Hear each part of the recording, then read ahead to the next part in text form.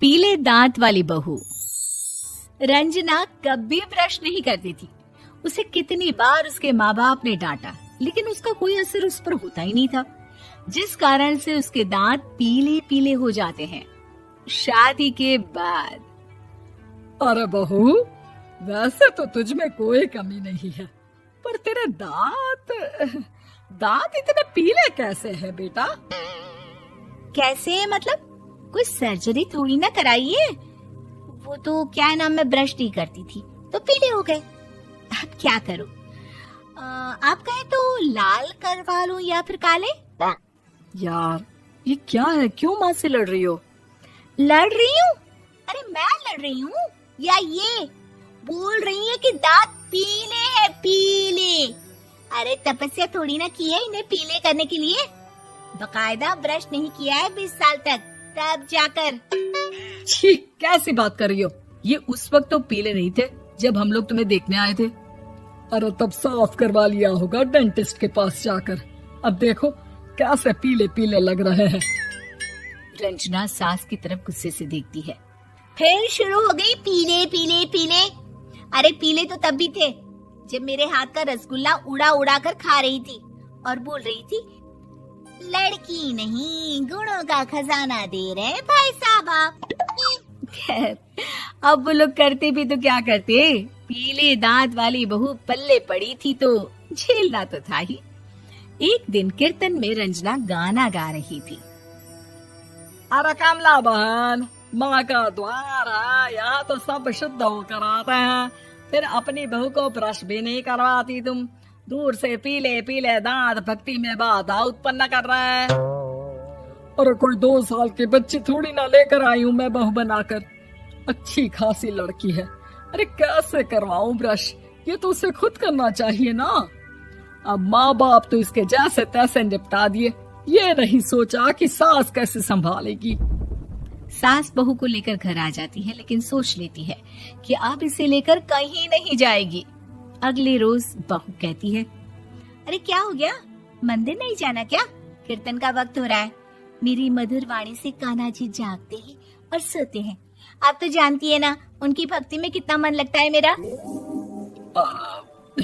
वो क्या है ना, तबीयत ठीक नहीं लग रही है मेरी, आराम करूंगी मैं। तबीयत ठीक नहीं लग रही? अभी तो मिथुन के गाने पर नाच रही थी आप, और अब बोल रही है कि तबीयत ठीक नहीं लग रही। अरे भक्ति में मन लगा लो सासू माँ, ऊपर जाना है, क्या मुंह दिखाओगी आप? हाँ? सास को बहू की बात पर गुस्सा आ जाता है। मैं क्या मुंह दिखाऊंगी, इसकी चिंता तो ना कर, समझी? अपने मुंह की चिंता कर, जो ये पीले पीले दांत लेकर हर जगह पहुंच जाती है। पता है लोग कितना मजाक बनाते हैं। ना जी ना, मैं नहीं जाना कहीं तेरे साथ। तो ये बात है, कोई ना, मत जाओ, मैं अपने कमरे में ही बैठकर भक्ति कर लूंगी। ऊपर वाला दांत थोड़ी ना देखता है, मन देखता है, भावना देखता है।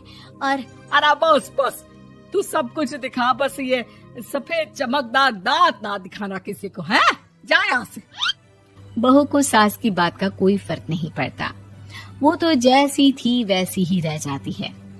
सुबह नहाकर किचन में खाना बनाना, फिर खाना खाना, कीर्तन भजन करना और सो जाना। एक दिन, माँ जी मैं सहेली के घर जा रही हूँ, शाम को लेट आऊंगी।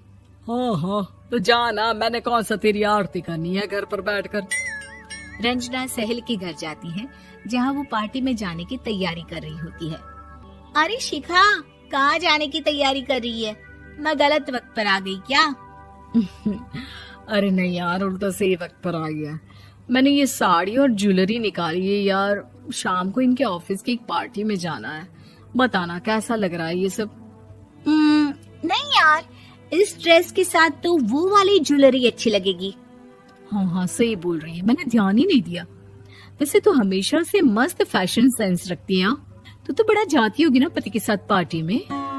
रंजना कुछ नहीं बोलती, बस सोचती है कि यार काश ये बात सही हो जाती, पर मैं क्यों नहीं जाती पार्टी में?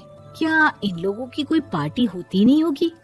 रंजना घर आती है और रात में पति से सवाल करती है, एक बात बताइए, आप मुझे किसी पार्टी में क्यों नहीं ले जाते? क्या आपकी यहाँ ऑफिस में पार्टी नहीं होती? पति बेचारा क्या कहता कि दांत पीले हैं तुम्हारे इसलिए। अरे कोई पार्टी होती नहीं हम लोगों के ऑफिस में, तो कहाँ से लेकर जाऊं?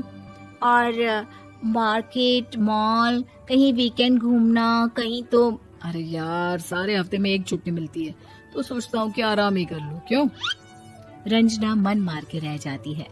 पहले कभी सास के साथ मंदिर जाया करती थी, लेकिन वो भी सास ने ले जाना बंद कर दिया। घर बैठी बैठी रंजना बोर हो जाती है। तभी उसे आइडिया आता है और वो मायके जाने का सोचती है। सासू माँ, 2 दिनों के लिए मम्मी के घर जा रही हूँ। अच्छा ठीक है, आराम से जा। और हाँ, माँ से कुछ अच्छी आदत सीख कर आना कि कैसे शरीर के हर भाग की तरह दांतों की सफाई भी जरूरी होती है, समझी? शुरू हो गई ना आप। वो लोग आपकी तरह नहीं है कि छोटी छोटी बात का बतंगड़ बना दे। उन लोगों के लिए मैं मायने रखती हूँ, ना कि मेरे पीले पीले दांत। रंजना माँ को बिना बताए उन लोगों को सरप्राइज देती है, लेकिन जैसे ही वो दरवाजे पर पहुंचती है, अंदर देखती है कि घर वाले कहीं जा रहे होते हैं। अब माँ, काश रंजना दीदी के दांतों वाली प्रॉब्लम नहीं होती, तो वो भी हम लोगों के साथ चलती ना बुआ जी की बेटी की शादी में। हाँ बेटा, लेकिन अब उसे कौन समझाए कि उसको उसके पीले दांत नहीं दिखते, लेकिन उसके आसपास के लोगों को कितना एम्बैरेसिंग फील कराते हैं। मुझे तो कितनी बार उसके स्कूल की टीचर ने शिकायत की कि उसके साथ कोई लड़की बैठना भी नहीं चाहती, और ना ही कॉलेज में कोई उससे बात करना चाहता था। लेकिन पता नहीं क्यों उसे ये बात समझ में ही नहीं आती। कोई कमी नहीं है उस लड़की में, बस यही कि दांत पीले हैं। वो तो भला हो जीजा जी और उनकी माँ का, जो दीदी को जैसी है वैसे ही रखा हुआ है। रंजना को अपने घर वालों की बात सुनकर बहुत दुख होता है। वो सोचती है कि वो क्या करे, लेकिन फिर वो सीधा डेंटिस्ट के पास जाती है, अपने दांत चमकाती है और कसम खाती है कि वो रोज ब्रश करेगी। अरे क्या हो गया? तुम तो 2 दिनों के लिए गई थी ना, पर कोई ना, अच्छा है, चलो आ गई तो। रंजना सास के सामने आकर खड़ी हो जाती है और पूरी स्माइल करती है, उसके चमकदार दांतों को दिखाती हुई। हैं? चले मंदिर। माँ, मुझे माफ कर दीजिए, मैंने आप लोगों को बहुत एम्बैरेसिंग फील करवाया। मैं आज से रोज ब्रश करूंगी।